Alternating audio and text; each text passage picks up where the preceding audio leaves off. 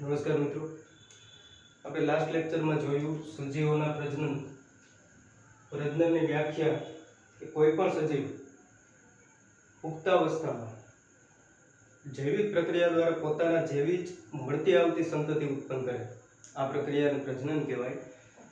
અને પ્રજનનની પ્રક્રિયામાં કેટલા સજીવો ભાગ લે છે એના આધારે બે મુખ્ય પ્રકાર હતા. પેલું છે અલિંગી પ્રજનન અને બીજું લિંગી પ્રજનન. તો આપણે અલિંગી પ્રજનનના પ્રકાર જોઈએ. કોષ વિભાજન, કલિકા સર્જન, અવખંડન અને બીજાણુ નિર્માણ. કોષ વિભાજન એટલે કે સેલ ડિવિઝનના મુખ્ય બે પ્રકાર છે, વિભાજન અને બહુભાજન.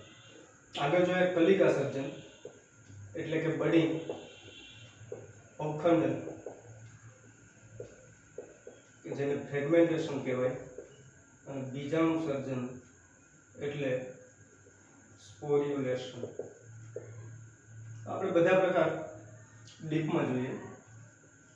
પહેલો પ્રકાર છે કોષ વિભાજન અથવા માત્ર ભાજનની પ્રક્રિયા દ્વારા અલિંગી પ્રજનન.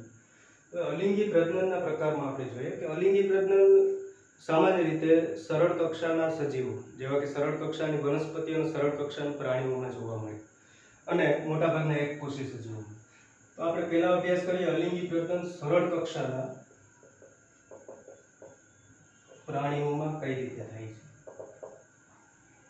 આ ઉપરાંત અલિંગી પ્રજનન એકકોષી સજીવોમાં કઈ રીતે થાય છે. તો એના પ્રકારમાં પ્રથમ જોઈએ કોષ વિભાજન એટલે કે ભાજનની પ્રક્રિયા, ફિઝન પ્રક્રિયા મોટાભાગના એકકોષી સજીવોમાં હોય. મોટાભાગના એકકોષી સજીવો. સામાન્ય રીતે આવી પ્રક્રિયાઓ દરેક પ્રક્રિયા કે જે સરળ કક્ષાના પ્રાણીઓમાં થાય છે તો એમના મુખ્ય ઉદાહરણ છે મોનેરા અને પ્રોટિસ્ટા. મોનેરા અને પ્રોટિસ્ટા સૃષ્ટિના સજીવો. મોનેરા એટલે કે બેક્ટેરિયાનો સમાવેશ મોનેરામાં થાય, રીતે પ્રોટિસ્ટા એટલે બધા જ પ્રજીવો, અમીબા, પેરામીશિયમ વગેરેનો અભ્યાસ પ્રોટિસ્ટામાં હતો. આ બંને સૃષ્ટિના સજીવો એમાં ચાર પ્રકારે અલિંગી પ્રજનનની પ્રક્રિયા થાય. તો પ્રથમ જોઈએ કોષ વિભાજનની પ્રક્રિયા મોટાભાગના એકકોષી સજીવોમાં થાય. તો એમાં પહેલો પ્રકાર છે દ્વિભાજન દ્વારા કોષ વિભાજન.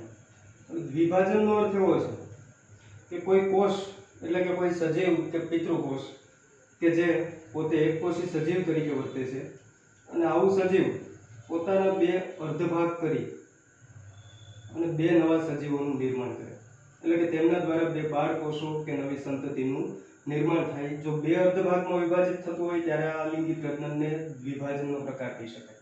તો દ્વિભાજનમાં પાછા ફરીથી ત્રણ પ્રકાર જોઈએ. પેલું છે સરળ દ્વિભાજન,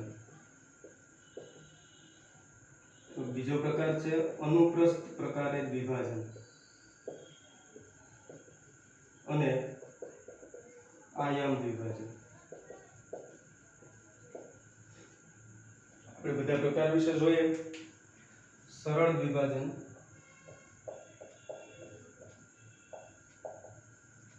એટલે એવા પ્રકારનું અલિંગી પ્રજનન છે કે જ્યાં પિતૃકોષ અથવા તો કોઈ સજીવ કે જે પોતાના બે અર્ધભાગમાં વિભાજિત થાય, પરંતુ કઈ દિશામાં વિભાજન થશે એ ચોક્કસ હોતું નથી, એટલા માટે એને સરળ દ્વિભાજન કહેવાય. એના ઉદાહરણ તરીકે છે પ્રોટિસ્ટા સૃષ્ટિનું એક સજીવ અમીબા.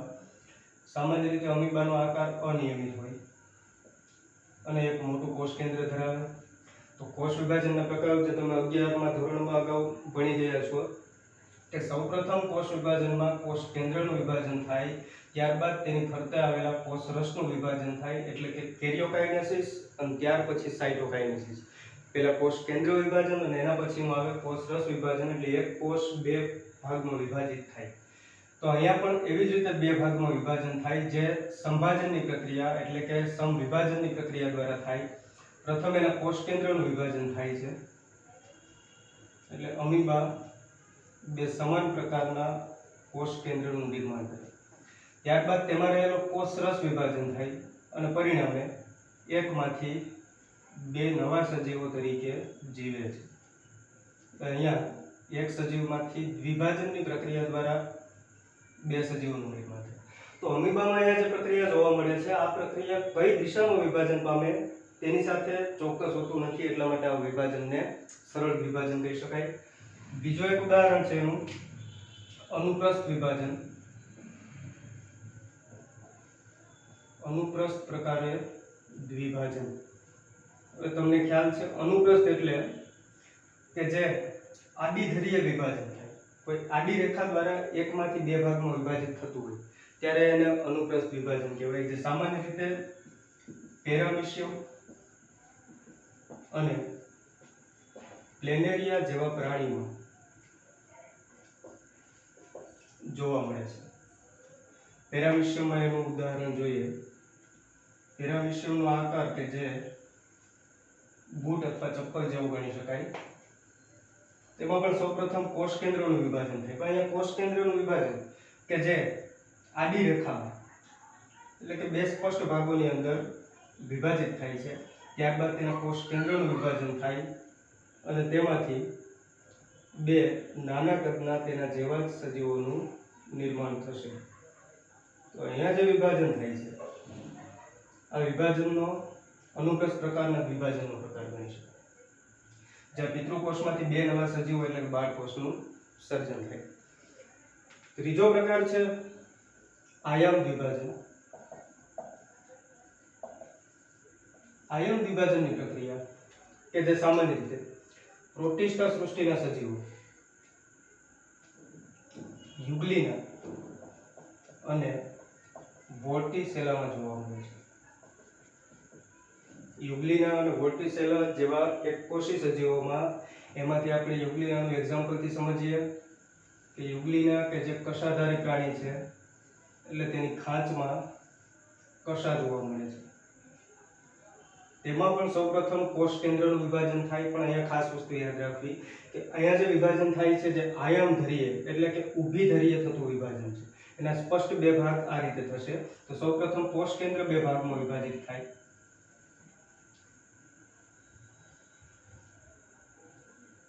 અને ખાંચના પણ બે સ્પષ્ટ વિભાજન થશે.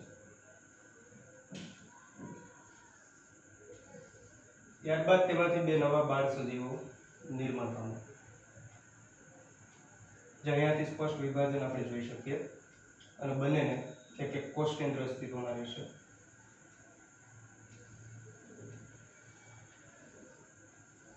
આવી રીતે આયામ પ્રકાર વિભાજન થાય છે યુગ્લિના અને વોર્ટિસેલામાં. તો કોષ વિભાજનના અહીંયા ત્રણ પ્રકાર આપણે જોયા. તો ત્યારબાદ જોવાનું છે કલિકા સર્જન એટલે કે બડિંગની પ્રક્રિયા.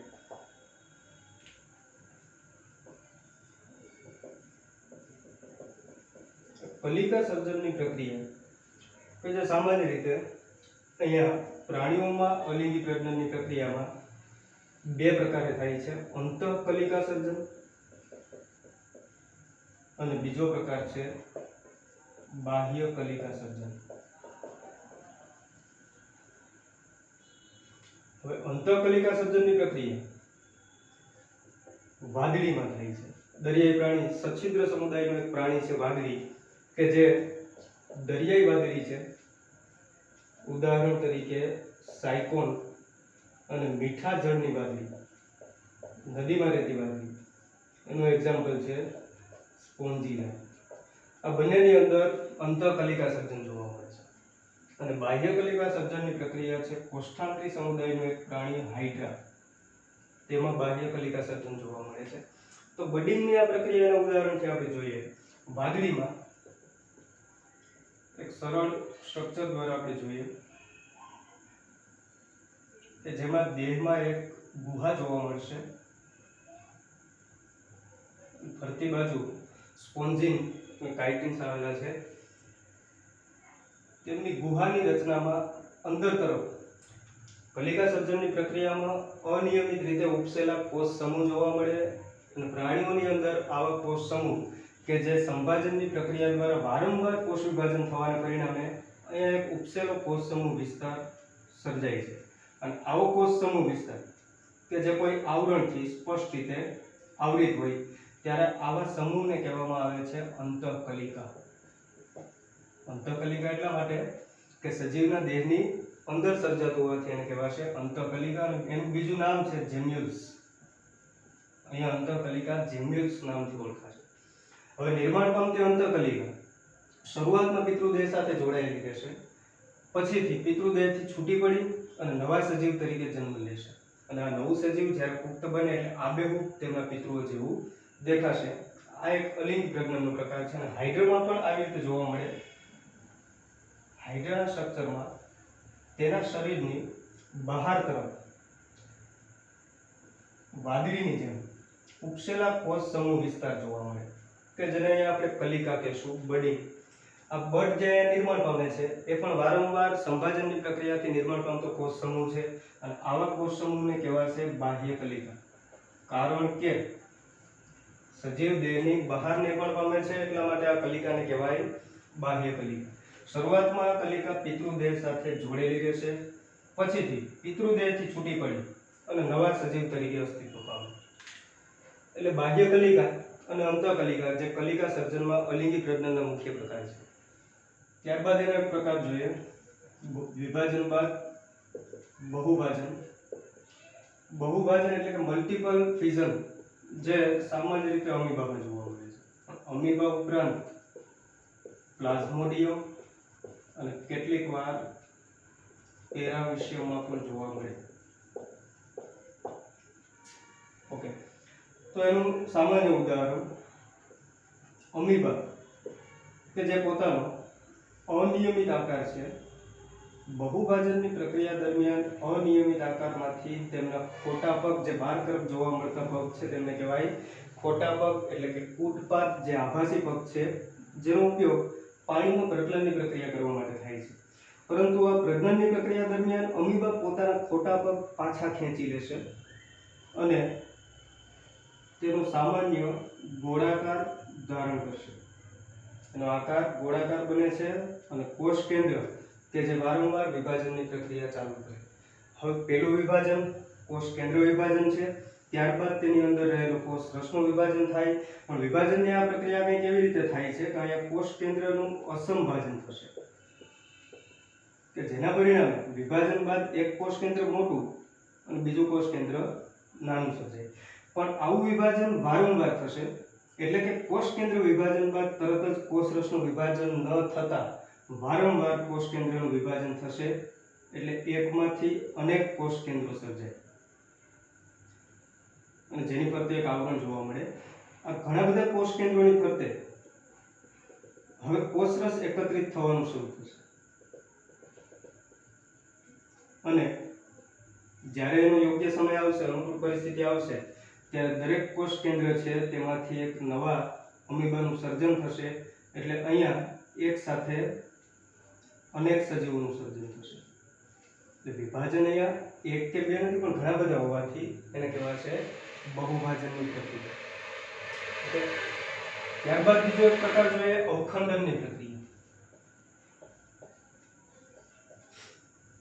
અવખંડન એટલે કે ફ્રેગમેન્ટેશન.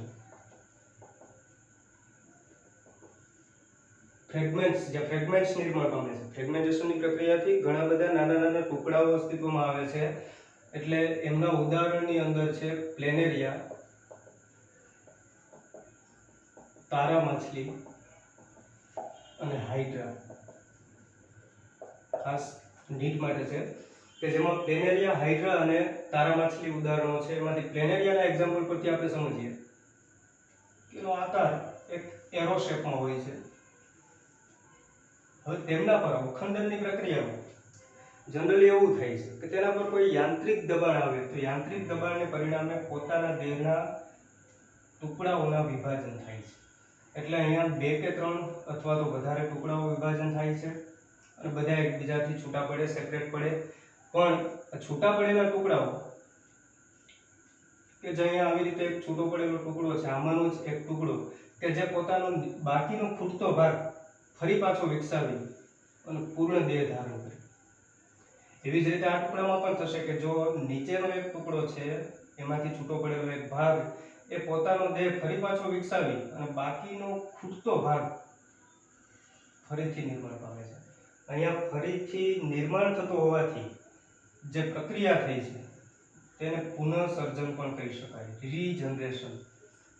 અવખંડનની પ્રક્રિયા પુનઃસર્જન દ્વારા પૂર્ણ થાય છે. એટલે પુનઃસર્જનથી આ પ્રક્રિયા દ્વારા અવખંડિત થયેલા ભાગો ફરી પાછા નવા દેહનું નિર્માણ કરે. એટલે જેટલા ભાગો થયા હશે એટલા સજીવોનું નિર્માણ થઈ શકે. આ પ્રક્રિયાને કહેવાય અવખંડન દ્વારા અલિંગી પ્રજનન. ત્યારબાદ છેલ્લો પ્રકાર છે બીજાણુ નિર્માણ. ચોથો પ્રકાર બીજાણુ નિર્માણ અથવા બીજાણુ સર્જન, કે જેને ઇંગ્લિશમાં કહેવાશે સ્પોર્યુલેશન, જ્યાં સ્પોર જનરેટ થાય છે, એટલે કે બીજાણુ નિર્માણ થાય છે. તો બીજાણુ નિર્માણની સામાન્ય પ્રક્રિયા અમીબામાં જોવા મળે, કેટલાક કેસમાં પેરામિશિયમમાં જોવા મળે, અને પ્લાઝ્મોડિયમ કે જે પોતાના જીવન ચક્રમાં એકાદ વખત આવી પ્રક્રિયા કરી શકે છે. તો અમીબાના ઉદાહરણથી આપણે જોઈએ કે અમીબા અહીંયા બહુભાજનમાં જેવી રીતે આપણે જોયેલું છે તેવી જ રીતે પોતાના ખોટા પગ આ પ્રજનનની અલિંગી પ્રજનનની પ્રક્રિયા દરમિયાન એસેક્સ્યુઅલ રિપ્રોડક્શનમાં પાછા ખેંચી લેશે અને ગોળાકાર આકાર ધારણ કરશે. ગોળાકાર બની ગયા પછી એમની અંદર જે કોષ કેન્દ્રો હતા એ વારંવાર વિભાજનની પ્રક્રિયા કરે, પરંતુ કોષરસ વિભાજન થતું નથી. એટલે એક જ કોષની અંદર ઘણા બધા કોષ કેન્દ્રો અસ્તિત્વમાં આવે. પણ આ પ્રક્રિયાની સાથે એવું થશે, ગોળાકાર બનેલું અમીબા કે જેમાં વારંવાર કોષ કેન્દ્રો વિભાજન થતું હોય, ત્યારબાદ તેની ફરતે 3 સ્તરનું એક મજબૂત અને રક્ષણાત્મક કવચ નિર્માણ પામે છે. 3 સ્તરનું બનેલું એક મજબૂત અને રક્ષણાત્મક સ્તર બને છે. આવા ત્રિસ્તરીય કવચ અથવા તો સ્તરને કોષ્ઠમ તરીકે ઓળખવામાં આવે. આવા કવચને કહેવાશે કોષ્ઠમ. અને તેમની અંદર વિભાજિત થયેલા અનેક કોષ કેન્દ્રો ત્યારબાદ કોષરસ દ્વારા એકત્રિત થશે. અને કોષરસ જ્યારે એકત્રિત થાય એટલે એમની અંદર નવા અમીબાનું સર્જન થાય છે. હવે એક વખત એની અંદર અમીબાનું સર્જન થાય, એક કરતાં વધારે સંતતિઓનું સર્જન થઈ ગયું, ઘણી બધી સંતતિઓનું સર્જન થાય છે. ત્યારબાદ આવા જે સજીવો છે એમનું દબાણ આવવાને પરિણામે કોષ્ઠમના સ્તર એક પછી એક તૂટી જતા તેમાંથી નાના કૂટપાદીય બીજાણુ એટલે કે નાના કદના સજીવો અમીબાનું સર્જન થાય છે. હવે આ પ્રક્રિયા ખાસ સમજવા જેવી છે. તો અહીંયા નિર્માણ પામતા સજીવો આપણને ખબર છે કે આ અમીબાનું ઉદાહરણ છે. એટલે નિર્માણ પામતા સજીવો અમીબા છે. એમનો આકાર જે પૂર્વમાં હતા એવા જ અનિયમિત રીતે એમનો આકાર ધારણ કરે છે અને ખોટા પગ ધરાવતા હોવાથી આવા બીજાણુઓ કે જે કૂટપાદીય છે એટલે કે આભાસી પગ ધરાવે છે અને પ્રજનન પણ કરી શકે આભાસી પગ હોવાથી. પણ મહત્વની વાત એ છે કે એને બીજાણુ સર્જનની પ્રક્રિયા શા માટે કરવી પડે કે જ્યારે બહુભાજનથી પણ આવી પ્રક્રિયા થઈ શકતી હોય છતાં પણ બીજાણુ સર્જન એટલા માટે કરતા હોય કે એમના માટે જ્યારે પ્રતિકૂળ સંજોગો હોય, પ્રતિકૂળ પરિસ્થિતિ, કે ત્યારે તે બીજાણુ સર્જનની પ્રક્રિયાઓ કરે છે. અને જ્યારે કોષ્ઠમ તૂટે છે ત્યારે એમની પરિસ્થિતિ અનુકૂળ હોય ત્યારે એમાંથી નવા બીજાણુ સ્વરૂપના અમીબાનું નિર્માણ થાય. હવે બીજાણુ સ્વરૂપે એટલા માટે હોય છે કે શરૂઆતમાં એની કોઈ આઈડેન્ટિટી હોતી નથી. એનો મતલબ કે અમીબા જેવા દેખાય છે પણ ઓળખી નથી શકાતા કે ખરેખર આ કયું સજીવ છે. જ્યારે એના માટે ફેવરેબલ કન્ડિશન આવશે, અનુકૂળ પરિસ્થિતિ આવે એટલે આ બીજાણુઓ છે જે વૃદ્ધિ કરી અને પુખ્ત અમીબા જેવા દેખાશે. આ પ્રક્રિયા છે બીજાણુ સર્જન એટલે કે સ્પોર્યુલેશન. તો આટલા પ્રકાર છે એકકોષી સજીવોમાં અથવા તો સરળ કક્ષાના પ્રાણીઓની અંદર અલિંગી પ્રજનનના પ્રકાર. ત્યારબાદ આપણે જોઈએ કે એકકોષી સજીવો ઉપરાંત કેટલાક સરળ કક્ષાની વનસ્પતિઓ હોય એમાં અલિંગી પ્રજનન કઈ રીતે જોવાય. અલિંગી પ્રજનનની પ્રક્રિયા અગાઉ આપણે જોયું સરળ કક્ષાના પ્રાણીઓમાં કઈ રીતે થતી હોય, અને હવે આપણે જોઈએ સરળ કક્ષાની વનસ્પતિ કે જેમાં અલિંગી પ્રજનન કઈ રીતે થાય, અથવા તો એકકોષી સજીવોમાં અલિંગી પ્રજનન કઈ રીતે થાય.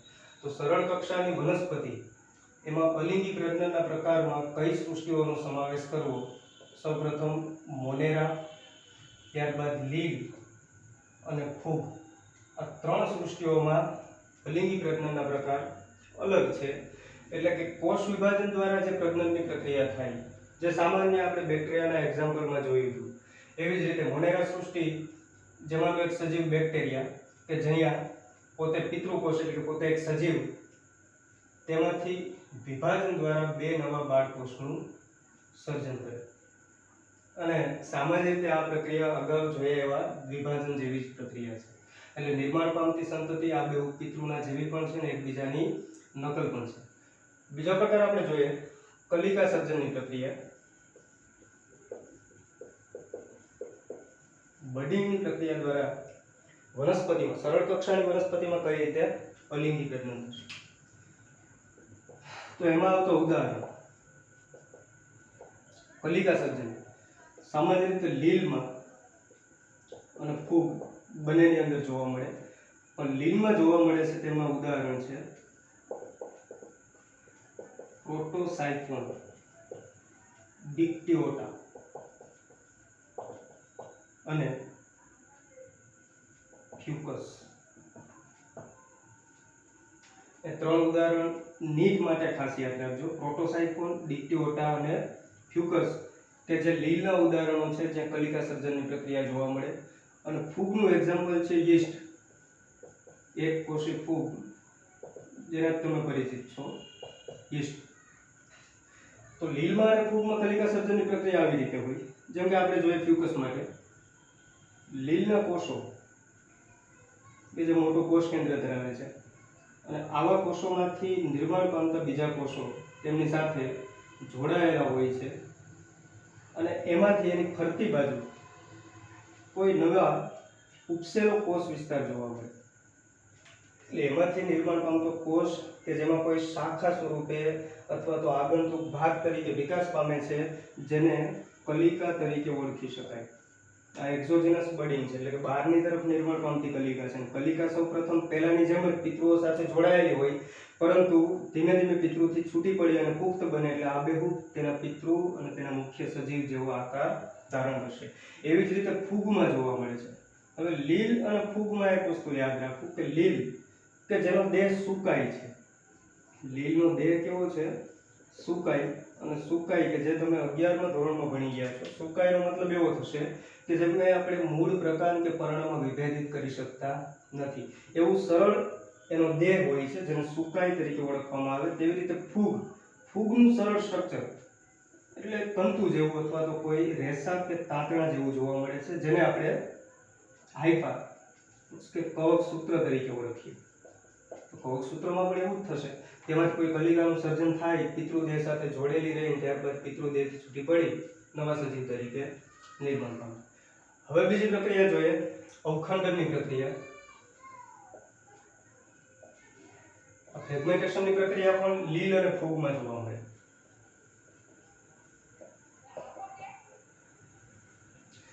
એના એક્ઝામ્પલ લીલમાં અવખંડનની પ્રક્રિયા જે જોવા મળે છે તેમાં છે યુલોથ્રિક્સ ઉડોગોનિયમ સ્પાઇરોગાઇરા અને જીગ્ની યુલોથ્રિક્સ ઉડોગોનિયમ સ્પાઇરોગાઇરા અને જીગ્નીમાં જ્યારે ફૂગની અંદર છે મ્યુકર અને રાઇઝોપસ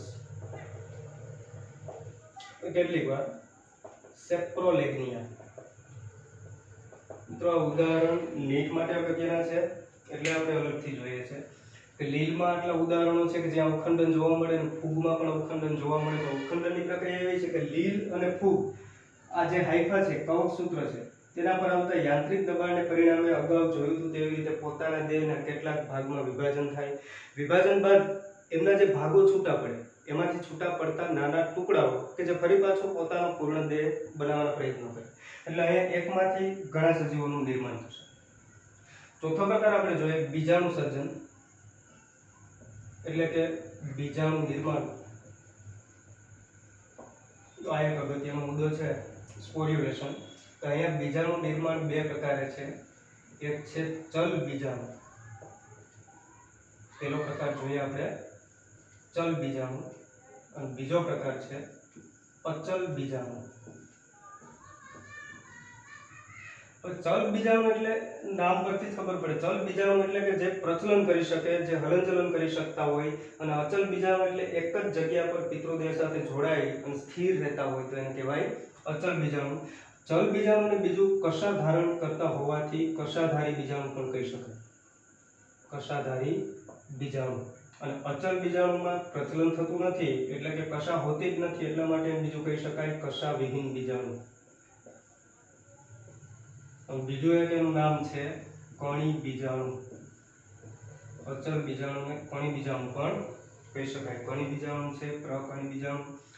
એમના ઉદાહરણ જોઈએ કે ચલ બીજાણુ લીલમાં અને ફૂગમાં બંનેમાં જોવા મળે છે. એ જે વધારે પૂછાય છે કે લીલની અંદર ચલ બીજાણુ ક્યાં છે, તો એમાં છે યુલોથ્રિક્સ, ઉડોગોનિયમ અને ક્લેમિડોમોનાસ.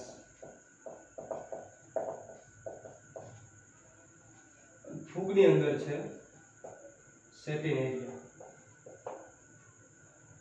અચલ બીજાણુ કે જે કશાવિહીન બીજાણુ છે, કણી બીજાણુ છે, જે સામાન્ય રીતે લીલમાં નથી જોવા મળતો પરંતુ ફૂગમાં જોવા મળે છે. અને ફૂગમાં એના અગત્યના ઉદાહરણ છે પેનિસિલિયમ અને એસ્પરજીલસ. યુલોથ્રિક્સ અને ક્લેમિડોમોનાસ, ઉડોગોનિયમ જેની અંદર ચલ બીજાણુ જોવા મળે, એમાં યુલોથ્રિક્સ અને ક્લેમિડોમોનાસ કે જે લગભગ સમાન બીજાણુનું સર્જન કરે છે. અને નિર્માણ પામતા બીજાણુ એનું પાણીમાં રહેવાનું હોય છે. નિર્માણ પામતા બીજાણુ કે જે સામાન્ય રીતે ખોરાક સંચય કરવાની ક્ષમતા ધરાવે અને પ્લસ તેમાં કશા જોડેલી હોય એટલા માટે પોતે જ પ્રચલન કરી શકે, જેથી એને આપણે કશાધારી અથવા તો ચલ બીજાણુ કહી શકાય. ક્લેમિડોમોનાસમાં પણ સેમ આના જેવું સ્ટ્રક્ચર જોવા મળે. અને અચલ બીજાણુમાં જે ફૂગના ઉદાહરણો છે પેનિસિલિયમ, એસ્પરજીલસ, એમની અંદર બીજાણુ કે જ્યારે ફૂગનો કોઈ તંતુ છે, ફૂગના તંતુમાંથી સર્જન થતી વસ્તુ, આ તંતુની બહાર તરફ નાના બીજાણુઓ એક પછી એક સર્જન પામે છે. અને સર્જન પામતા બીજાણુઓ એકબીજા સાથે જોડાયેલા હોય, તેમની સાથે પિતૃદેહ સાથે ઝડપથી મુક્ત થતા નથી પરંતુ પિતૃદેહ સાથે જોડાયેલા હોય છે. હવે આવા સજીવોને બીજાણુનું સર્જન શા માટે કરવું પડે? કારણ કે એમના માટે જે પરિસ્થિતિ છે અનુકૂળ હોતી નથી. જ્યાં સુધી પરિસ્થિતિ અનુકૂળ નહીં આવે ત્યાં સુધી આવા બીજાણુઓ પિતૃ સાથે જોડાઈ અને રક્ષણાત્મક હોય છે. આ બીજાણુઓની ફરતેનું જે સ્તર હોય છે, જે મજબૂત હોય છે, રક્ષણાત્મક હોય અને વજનમાં શુષ્ક હોય, એટલે જ્યારે હવા કે પવન આવે છે એટલે પવન દ્વારા તે ફરતી બાજુ ફેલાય છે. આ પ્રક્રિયાને કહેવામાં આવે વિકિરણની પ્રક્રિયા. એટલે કે પવન દ્વારા બીજાણુઓ જે ફેલાય છે અને એકબીજા પર ગોઠવાયેલા રહે છે, આ પ્રક્રિયા વિકિરણ છે. અને આ બીજાણુઓ જ્યારે પિતૃદેહથી મુક્ત થાય એટલે નવી ફૂગ જે પિતૃ તરીકે હતી એના જેવા જ ફરી પાછા દેખાશે. તો આટલા પ્રકાર છે સરળ કક્ષાની વનસ્પતિમાં અલિંગી પ્રજનન. તો અહીંયા આપણે અલિંગી પ્રજનનના મુખ્ય આટલા પ્રકાર જે જોયા, જે વનસ્પતિમાં પણ અલગ છે અને ત્યારબાદ પ્રાણીઓની અંદર પણ થોડા ઘણા અલગ જોવા મળે છે. અને એમના ઉદાહરણો જે ખાસ કરીને નીટ માટે અગત્યના છે.